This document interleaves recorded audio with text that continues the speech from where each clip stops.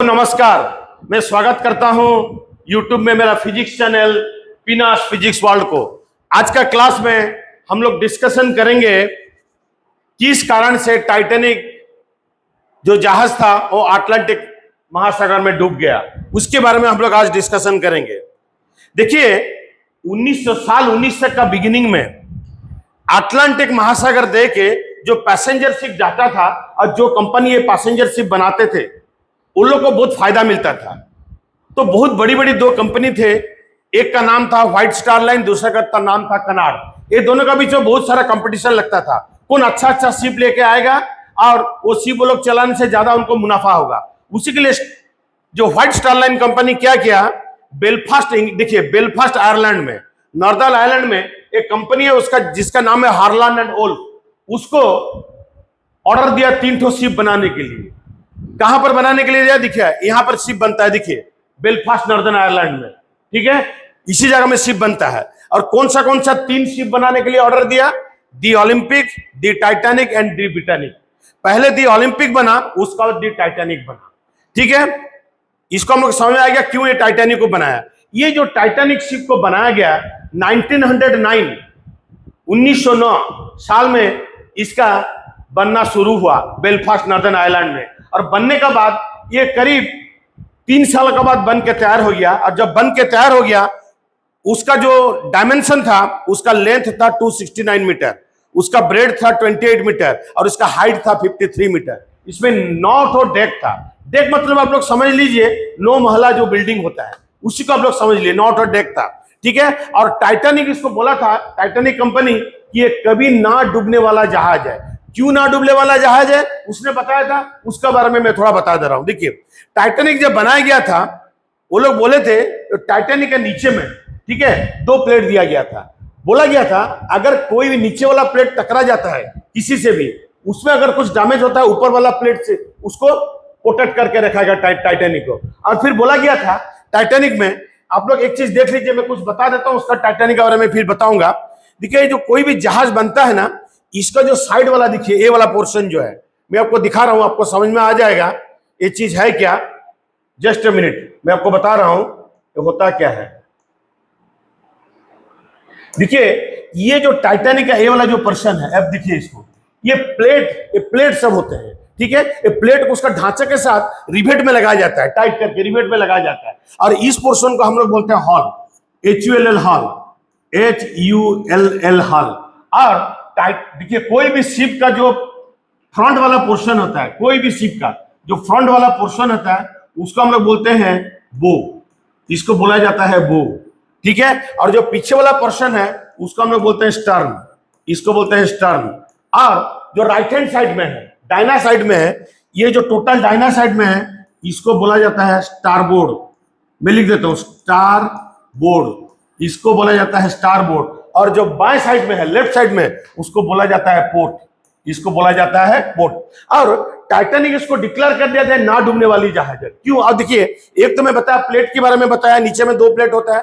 दूसरा टाइटैनिक बताया था ये जो टोटल जो शिप है उसको 16 कंपार्टमेंट में डिवाइड कर दिया गया था। बोलता 16 कंपार्टमेंट को ऐसे उसने डिजाइन किया था और ऐसा सब उसके डोर सब लगा के रखा गया था, बोलते कभी भी उसमें पानी घुसेगा नहीं। अगर भी पानी घुस जाता है, 4 ठो कंपार्टमेंट में पानी घुस जाता है, तभी भी ये कभी भी डूबेगा नहीं, ठीक है। तो टाइटैनिक कंपनी जो बोला था कभी ना डूबने वाली जहाज है, सबका मन में कॉन्फिडेंस था कभी भी ये जहाज डूबने वाला नहीं है, ठीक है। उसके बाद देखिए ये जो टाइटैनिक जहाज है इसमें क्या क्या सुविधा सब उनको फैसिलिटीज दिया गया था टाइटैनिक जहाज में। देखिए इसमें स्विमिंग पूल था, इसमें जिम्नाशियम था, इसमें टर्किश बाथ था, फोटोग्राफी के लिए डार्क रूम था, देख लीजिए आप लोग, ग्रांड स्टेयरकेस था, बहुत बड़ा एक सीढ़ी था ऊपर चढ़ने के लिए, डेक में जाने के लिए, फर्स्ट क्लास डेक में जाने के लिए, 3 सिगार रूम था, 4 ठो लिफ्ट था। देखिए 1909 महीना में जो ये बना था उसमें भी लिफ्ट का प्रयोग किया गया था, 4 ठो लिफ्ट था, सोफिस्टिकेटेड इलेक्ट्रिकल रूम था, रिमोट कंट्रोल था। देखिए उसी टाइम में भी इसमें रिमोट कंट्रोल का फैसिलिटी दिया गया था। मैं जो बोला ना आपको 16 कंपार्टमेंट था, वो कंपार्टमेंट को गेट को ऊपर नीचे करने के लिए, जैसे पानी घुसेगा नहीं, वो जो गेट सबको ऊपर नीचे करने के लिए रिमोट कंट्रोल का यूज किया जाता था उस टाइम में। सोच लीजिए 1909 में इस तरह से इसको बनाना स्टार्ट किया था। कौन सा, Harland and Wolff company, Belfast Northern Ireland में, ठीक है। इसमें फिर dining hall for each class, first class, second class, third class, सबके लिए डाइनिंग हॉल था, और इसमें रीडिंग रूम भी था। आप लोग देख लीजिए, देखिए ये वाला टर्किश बात है, देखिए ये वाला स्विमिंग पूल है, ये फर्स्ट क्लास आदमियों के लिए जो जाते ट्रैवल करते थे उनका डाइनिंग हॉल है। इधर में देखिए जिम्नाशियम है, इसमें सबसे बड़ा देखिए स्टेयरकेस है, सेकंड क्लास डाइनिंग हॉल है, रीडिंग रूम है, इस तरह से फैसिलिटी सब दिया गया था। और ये जो बेलफास्ट इंग्लैंड में बना था 1909 में बन के 1912 में कंप्लीट हुआ। जब उस टाइम उसको बनाने का जो एक्सपेंडिचर आया था 1912 में करीब $7.5 बिलियन था, ठीक है। इसका मतलब इंडियन करेंसी में वो 62 करोड़ था। आज हम लोग अगर बनाते हैं तो इसी जहाज को, टाइटैनिक की साइज का जहाज को, और उसी फैसिलिटीज के साथ आज का जमाने में 1667 करोड़ खर्चा होता, ठीक है। इसमें और एक चीज देख लीजिए, इंफॉर्मेशन है, जो आदमी लोग फर्स्ट क्लास पार्लर सूट में जाते थे, अगर आज का डेट में जाते वो लोग इसी तरह के जहाज में, तो लोग को खर्चा करना पड़ता 41,72,000 रुपीज। अगर वो लोग फर्स्ट क्लास में जाते तो खर्चा करना पड़ता आज का जमाने में 3,82,000, ठीक है। अगर सेकंड क्लास में हम लोग जाते हैं तो खर्चा करना पड़ता है 1,52,000 रुपया, ठीक है। अगर थर्ड क्लास में जाते हैं हम लोग को खर्चा करना पड़ता 89,000 रुपये। मतलब इतना कॉस्टली था उस टाइम में, ठीक है, इस जहाज में कोई भी यात्री को ट्रैवल करने के लिए। देखिए जहाज में कितना तो आदमी था, देखिए एक्चुअली जहाज में करीब 3,000 से ज्यादा आदमी जाने के लिए उसमें प्रोविजन था, लेकिन उस टाइम में कुछ स्ट्राइक चल रहा था कोल की वजह से, उसके लिए बहुत कम आदमी इसमें ट्रैवल किए। टोटल आदमी जो ट्रैवल किए वो 2,224, आगे पीछे हो सकता है 10-12, ठीक है। जहां से 907 आदमी था जो वर्कर थे। किसका वर्कर थे? वो शिप के लिए, शिप का कर्मचारी थे, ठीक है। और फर्स्ट क्लास में जा रहे थे 326 आदमी, सेकंड क्लास में जा रहे थे 284, एंड थर्ड क्लास में जा रहे थे 709 आदमी इसी जहाज में जा रहे थे, ठीक है। चलिए आगे बढ़ते हैं। देखिए जहाज पहले कहां से कहां तक जा रहा था मैं बता दे रहा हूं। ये साउदर्न इंग्लैंड से निकल के पहले गया चेरबर्ग फ्रांस में। कब गया मैं बताऊंगा आपको, नेक्स्ट स्लाइड में बताऊंगा। चेरबर्ग से गया क्वींसटाउन आयरलैंड में, फिर आयरलैंड से कहां तक जा रहा था, न्यूयॉर्क की तरफ जा रहा था, याद कीजिए न्यूयॉर्क की तरफ। लेकिन एक चीज मैं आपको बताना चाहता हूं, इसमें ये जो ग्रीनलैंड आप लोग देख रहे हैं, इसका जो ग्लेशियर है, ग्लेशियर से काफी टुकड़ा टूट के निकलता है, जिसको हम लोग बोलते हैं आइसबर्ग। ये जो वेस्ट ग्रीनलैंड करंट है, इस आइसबर्ग को शिफ्ट करके लेके जाता है। फिर लाब्राडोर करंट जो है, लाब्राडोर करंट याद रखिए, ये लाब्राडोर करंट क्या करता है, ये जो आइसबर्ग है उसको लेके नॉर्थ अटलांटिक ओशन तक आता है, और जब तक वो साउथ तक पहुंचता है वो मेल्ट कर जाता है, ठीक है। इसी आइसबर्ग की वजह से क्या हुआ था, टाइटैनिक का एक्सीडेंट हुआ था। मैं आपको बताऊंगा उसके बारे में डिटेल्स में। देखिए साउदर्न इंग्लैंड से ये जो टाइटैनिक जहाज है 10 अप्रैल 1912 से निकला, फिर पहुंचा कहां पर, चेरबर्ग फ्रांस में 10 अप्रैल 1912 में।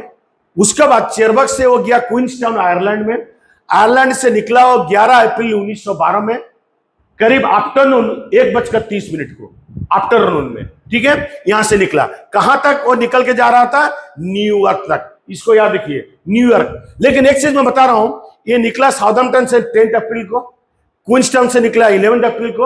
और एक बिकॉज ये बहुत बड़ा जहाज था, बहुत सारा फैसिलिटीज था, सब यात्रियों को यही एश्योरेंस दिया गया था ये अपना टाइम में ही पहुंचेगा, कहां पर, न्यूयॉर्क में। वो टाइम था 17 अप्रैल 1912 को पहुंचना था, ठीक है। इसको भी आप लोग याद कीजिए। इसी के लिए जो कैप्टन था जहाज का ना, उसको बोला गया था, उसका मालिक ने बोला था किसी तरह भी इसका स्पीड को तुम मत घटाना, ठीक है। चलिए आगे बढ़ते हैं। देखिए ये जब निकला, देखिए कैसे निकल के जा रहा है। देखिए इसमें कोयला का क्यों इस्तेमाल किया जाता है, मैं बता देता हूं।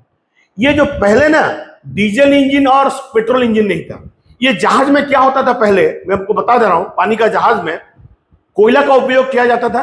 कोयला से क्या होता था, कोयला को गर्म करके पानी को गर्म किया जाता था, स्टीम निकलता था, और स्टीम से स्टीम इंजन चलता था। ये 16,000 हॉर्स पावर का इंजन था। एक दिन में 600 टन कोयला जलता था। लेकिन ये जब ये सब बात याद रखिए मैं जो बोल रहा हूं, ये जब निकला ना, कहां से, साउदर्न इंग्लैंड से, ये जो निकला, ये जो इतना सारा कोयला था उसका नीचे का डेक में, एक कोयला का डिपो में आग लग गया था। इसको भी याद रखना जरूरी है। उसी के लिए भी ये जो कैप्टन जे स्मिथ था इस जहाज का, उसका स्पीड को घटाया नहीं, ये भी एक वजह है। देखिए ये भी कैसे, अभी मैं फिर बता रहा हूं। देखिए ये जो महाशय है, ठीक है, ये कैप्टन क्या लिखा गया, ये एक शिप का कैप्टन था टाइटैनिक का, इनका नाम था एडवर्ड जे स्मिथ। इनका उम्र उस टाइम में था 62 साल और उनका 32 साल का तजुर्बा था शिप चलाने में। मतलब बहुत ही बढ़िया कैप्टन थे इस शिप के। ठीक है, अब देखिए क्या हुआ गया, शिप अभी आगे चल रहा है, देखिए अभी आगे चल रहा है साउथम्पटन से, इंग्लैंड से निकल के। ठीक है, अभी क्या हुआ, ये जो कोई भी बड़ा बड़ा शिप होता है ना, उसमें उस जमाने में वायरलेस कम्युनिकेशन रूम रहता था। इसका काम क्या था बताइए, दूसरा शिप से खबर आएगा, दूसरा शिप से खबर आने से खबर को कहां पर देंगे, कैप्टन को, फर्स्ट ऑफिसर, सेकंड ऑफिसर को खबर दिया जाता था, उसके लिए वायरलेस कम्युनिकेशन रूम था। और दूसरा क्या था, दूसरा जहाज से भी इनको खबर मिलता था, और बहुत सारा जो रिलेटिव थे, पैसेंजर जा रहे थे, उनको भी मैसेज आता था, और पैसेंजर लोग जो मैसेज देते थे उनका रिलेटिव के पास जाता था, उसके लिए वायरलेस कम्युनिकेशन रूम था। इसमें 2 आदमी थे, उस टाइम में 2 आदमी थे, उनके एक का नाम है हारोल्ड ब्रिज, इसको देख लीजिए, दूसरे का नाम था जैक फिलिप्स। इन लोगों को 7-8 आइसबर्ग का वार्निंग मिला था, और वो वार्निंग को वो लोग ब्रिज को ट्रांसफर किए थे। मैं अभी बता देता हूं ब्रिज क्या है। ब्रिज वही जगह है शिप में जहां पर कैप्टन बैठते हैं, फर्स्ट ऑफिसर, सेकंड ऑफिसर और कुछ कर्मचारी बैठते हैं, जो जहाज को नियंत्रण करते हैं। जहाज आगे जाता है, जहाज को कब स्पीड कम करना है, कहां घुमाना है, क्या करना है, उसी को हम लोग बोलते हैं ब्रिज, जहां से ये सब कंट्रोल होता है। तो ये लोग उसको खबर दिए थे, पहले 6 से तो वार्निंग आया था। ठीक है, ये लोग उसको खबर दिए थे, और जब 14 अप्रैल आया, 14 अप्रैल का बिगिनिंग में कैप्टन स्मिथ को पता था ये कि आइसबर्ग का रूट में जाएगा। उसके लिए वो क्या किया मालूम है, वो जो जहाज जा रहा था ना, थोड़ा सा साउथ का तरफ उसको डायरेक्शन को चेंज कर दिया कैप्टन जे स्मिथ। ठीक है, और उस समय बता देता हूं, ये जो जहाज का स्पीड था 22 नॉट, इसका मतलब लगभग 41 किलोमीटर पर आवर था जहाज का स्पीड। ठीक है, अब देखिए ये जो जहाज अभी जा रहा है, देखिए कितना आराम से निकल के जा रहा है। देखिए बहुत सारा आइसबर्ग आपको मैं दिखाया हूं ड्राइंग में, आप लोग देख लीजिए वीडियो में, ये आइसबर्ग ये कैसे जा रहा है, देखिए। ठीक है, अच्छा मैं अभी बता देता हूं, जैसे भी टाइटैनिक शिप जा रहा था 14 अप्रैल रात 9:40 में एक जहाज था जिसका नाम था मेसाबा। उसने ये जो वायरलेस कम्युनिकेशन ऑपरेटर को बताया कि आइसबर्ग बहुत बड़ा बड़ा आइसबर्ग है। आइसबर्ग क्यों बनता है मैं बता दिया, कैसे आइसबर्ग आता है नॉर्थ अटलांटिक ओशन में, मैं आपको ऑलरेडी बता चुका हूं। ठीक है, लेकिन ये जो आइसबर्ग का वार्निंग मेसाबा शिप से मिला रात 9:40 में, उसने क्या किया, उसको ब्रिज को ट्रांसफर नहीं किया। ब्रिज को मतलब कैप्टन को बताया नहीं गया, या फर्स्ट ऑफिसर, सेकंड ऑफिसर को बताया नहीं गया। फिर क्या हुआ, जैसे रात 10:55 हुआ, रात 10:55, ये जो मैं आपको बताया टेलीकॉम ऑपरेटर थे, वो लोग बिजी थे पैसेंजर का मैसेज को, जो पैसेंजर थे ना शिप का, उसका जो मैसेज उनका रिलेटिव से आता था, वो मैसेज को ट्रांसफर करने में बिजी थे। तो उसी रात 10:55 में, रात 14 अप्रैल को, याद कीजिए 1912, 10:55 में ये एक जहाज था जिसका नाम था कैलिफोर्नियन, याद कीजिए कैलिफोर्नियन। उसने जब जा रहा था, उसका जो कैप्टन ना बहुत चालाक आदमी था। रात 10:55 में, याद कीजिए, उनका चारों तरफ क्या था, जो कैलिफोर्नियन शिप का चारों तरफ आइसबर्ग था, आइसफील्ड था। उसके लिए क्या किया, जो कैलिफोर्नियन जहाज का जो उनका जो कैप्टन था, वो जहाज को वहां पर रोक दिया, वहां पर रोक दिया। इतना याद कीजिए, वो आगे बढ़ा नहीं, बोला जब सवेरे होगा जहां पर मुझे बढ़िया सा क्या दिखेगा, बढ़िया सा मुझे दिखेगा आइसबर्ग, तब जाके मैं शिप को लेके सवेरे जाऊंगा। और उसी शिप ने, जो कैलिफोर्नियन शिप है, रात 10:55 को वो जो हमारा वायरलेस ऑपरेटर है उनको खबर दिया कि चारों तरफ भी आइसबर्ग है, वार्निंग दिया। लेकिन ये जो 2 टेलीकॉम ऑपरेटर थे, वो लोग पैसेंजर का मैसेज को ट्रांसफर कर रहे थे, इतना बिजी थे, उनको गाली दिया और ये मैसेज को ट्रांसफर नहीं किया उसने। ठीक है, अभी देखिए एक चीज याद रखिए, जब साउथम्पटन इंग्लैंड से ये जो शिप निकला था, ये भी याद कीजिए, साउथम्पटन इंग्लैंड से जब ये शिप निकला था, ठीक है, तो उस शिप में कुछ जो कर्मचारी थे उनको चेंज किया गया। ठीक है, और एक कर्मचारी ने क्या किया, जब चेंज किया गया, एक कर्मचारी में जो जहाज से निकले, उसने जो बाइनाकुलर रूम का चाबी था, बाइनाकुलर रूम का चाबी था, वो चाबी अपना पास रख लिए थे। मतलब बाइनाकुलर अभी अवेलेबल नहीं था शिप में, क्योंकि वो एक ही इंस्ट्रूमेंट था जिसमें आगे की चीज को हम लोग देख सकते हैं, बहुत दूर से देख सकते हैं, कुछ प्रॉब्लम तो नहीं है आगे में। ठीक है, इसको भी याद कीजिए, मतलब बाइनाकुलर भी नहीं था शिप में। ठीक है, अभी क्या हुआ देखिए, ये जो जहाज में ना आप देखेंगे, अगर ये जहाज में आप अगर अच्छा से देखेंगे, ये जो पोर्शन है जहाज में, इसको ढंग से आप लोग देख लीजिए, ये जो पोर्शन है जहाज में, इसको हम लोग क्या बोलते हैं, इसको बोला जाता है क्रो नेस्ट। क्रो नेस्ट, याद कीजिए, क्रो कौवा, नेस्ट मतलब बसा, ठीक है। हम लोग बसा, हमको हिंदी में इतना मालूम नहीं क्या है नेस्ट क्या होता है, लेकिन क्रो नेस्ट बोला जाता है। इस क्रो नेस्ट में दो लुकआउट बैठे थे। लुकआउट मतलब क्या, वो शिप का आगे में, देखिए शिप का आगे में थोड़ा ऊंची जगह में क्रो नेस्ट होता है, जहां पर लुकआउट बैठते हैं और शिप का आगे तरफ देखते हैं। आगे तरफ देख के वो लोग अनुमान लगाते हैं कोई तो असुविधा नहीं है, शिप तो आराम से जा पाएगा, कोई ऑब्स्टेकल तो नहीं है शिप को आगे ले जाने में। तो यही लुकआउट का काम था। यही दोनों लुकआउट का नाम था फ्रेडरिक फ्लीट और रेगिनाल्ड ली। मैं आपको थोड़ी देर के पहले क्या बताया था, इन लोग का पास बायनाकुलर नहीं था। इसका मतलब जो आगे की चीज है वो लोग देख नहीं पा रहे थे, दूर से देख नहीं पा रहे थे, ठीक है। तो अपना आंख से उसको देख रहे थे, खाली आंख से देख रहे थे। लेकिन क्या हुआ, जब ये लोग खाली आंख से देख रहे थे, करीब रात 11 समझ लिए 11:35 के बाद का बात करता हूं, ठीक है। कब, 14 अप्रैल 14 अप्रैल 1912 की बात करता हूं, ठीक है। शिप अभी आगे जा रहा है, शिप अभी आगे जा रहा है, ये लुकआउट देख रहे हैं।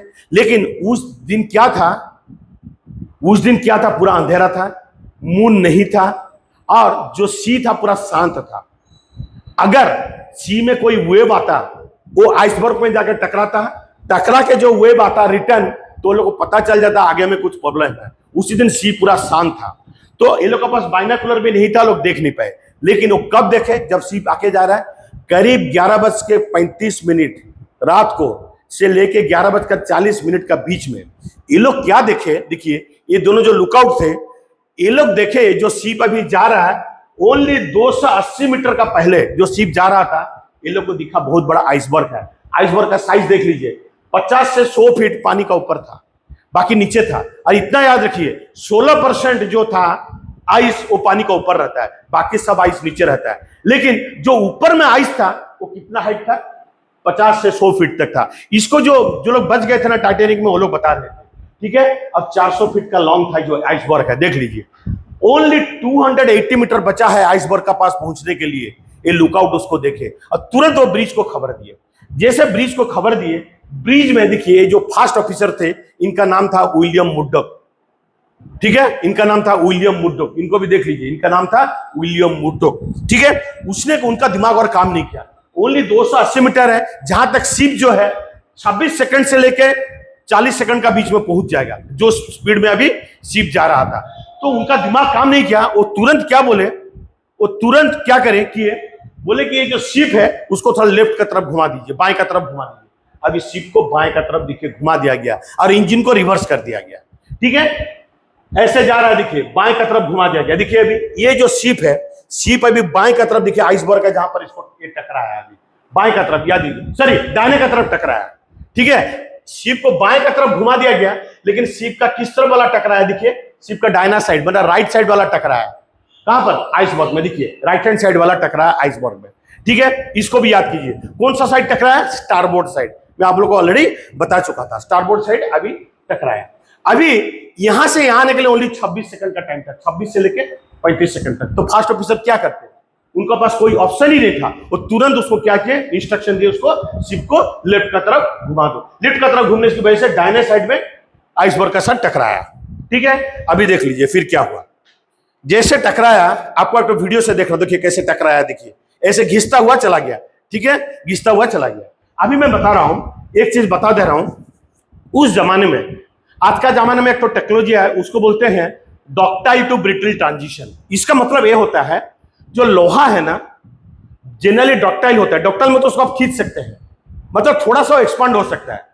डॉक्टाइल टू ब्रिटल ट्रांजिशन का मतलब यही होता है, जब बहुत ठंडा एरिया में जाता है वो थोड़ा सा कांच का जैसे ब्रिटल हो जाता है, कांच का जैसे थोड़ा सा ब्रिटल हो जाता है। और उसी दिन अटलांटिक सागर में पानी का टेम्परेचर -2 डिग्री सेंटीग्रेड था, इसको भी याद कीजिए। लेकिन उस जमाने में टेक्नोलॉजी अवेलेबल नहीं था कि उसी तरह का स्टील को बनाया जाए जो कि इतना कम टेम्परेचर में पानी में जाने से ब्रिटल ना हो।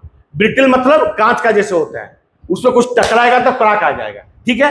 वही चीज हुआ इसी टाइटैनिक के साथ। फिर मैं बता देता हूं, उस टाइम में क्या बोला गया था, टाइटैनिक कभी सिंक नहीं करेगा। लेकिन अभी क्या हुआ, जैसे वो टकराया, जैसे कैप्टन स्मिथ को खबर मिला, कैप्टन स्मिथ को खबर मिल गया, फर्स्ट ऑफिसर ने दे दिया कैप्टन स्मिथ को। कैप्टन स्मिथ क्या किए, तुरंत जो एंड्रयू थॉमस है, ये शिप का जो डिजाइनर थे बोले जाके देख के आओ इसमें क्या प्रॉब्लम हुआ, कितना डैमेज हुआ। वो जब जाके देख के आए, इसमें 6 तो कंपार्टमेंट में पानी भर चुका था। क्यों पानी भरा था मैं बता दे रहा हूं, रीजन क्या था पानी भरने का।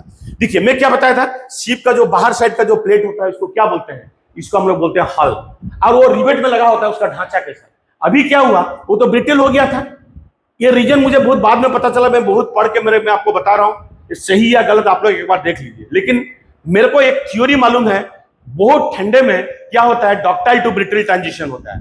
मतलब कोई भी चीज वो ब्रिटल थोड़ा बन जाता है, लोहा थोड़ा, ठीक है, थोड़ा सा ब्रिटल बनता है। अभी टकरा गया, टकराने से क्या हुआ, उसमें क्रैक आ गया, ठीक है, क्रैक आ गया, और जो रिवेट लगा था वो रिवेट भी नष्ट हो गया, ठीक है, वो रिवेट भी नष्ट हो गया। तो क्या हो गया, अभी प्लेट में जैसे छेदा हो गया तो क्या होगा, पानी घुस गया। पानी अभी 6 कंपार्टमेंट में घुस चुका था जब एंड्रयू थॉमस जी आके देखे, और उनका दिमाग में बैठ गया इस जहाज को डूबने से कोई भी बचा नहीं सकता है। वो तुरंत क्या किए, जाके कैप्टन स्मिथ को बोले कि इस टाइप का प्रॉब्लम हो चुका है। याद रखिए 6 तो कंपार्टमेंट में पानी घुस चुका था, और टाइटैनिक बोला था 4 कंपार्टमेंट में पानी घुसने से कभी भी डूबेगा नहीं। 6 कंपार्टमेंट में ऑलरेडी पानी घुस चुका था। अभी देखिए, अभी कैप्टन स्मिथ क्या बोले, ये जो 2 जो टेलीकॉम ऑपरेटर थे ना, वो लोगों को बोले डिस्ट्रेस सिग्नल दो। डिस्ट्रेस सिग्नल का मतलब क्या होता है, आप लोग अगल बगल में शिप को खबर दीजिए ताकि वो लोग आ जाए, हम लोग को बचा ले। यही बोले कैप्टन जे स्मिथ, इसको बोले 2 टेलीकॉम ऑपरेटर को बोले डिस्ट्रेस सिग्नल दो। अब बहुत सारा क्या होता है, उस टाइम रात 11:40 में टकराया, याद कीजिए 14 अप्रैल रात 11:40 में टकराया, ठीक है, आइसबर्ग के साथ।